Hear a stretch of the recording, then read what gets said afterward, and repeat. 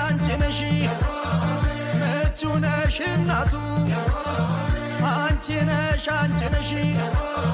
ምቹነሽ እናቱ ምን ብታበይው ነው ውበቱን ኧረ እንዲያው ምቹነሽ እናቱ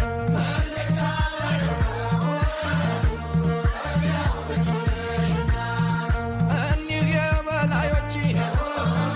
አቤት ሞገሳቸው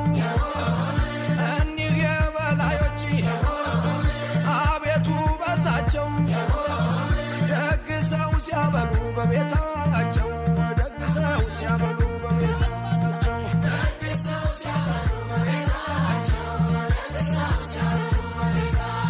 ህመም ሰውነቴን ህመም አካላቴ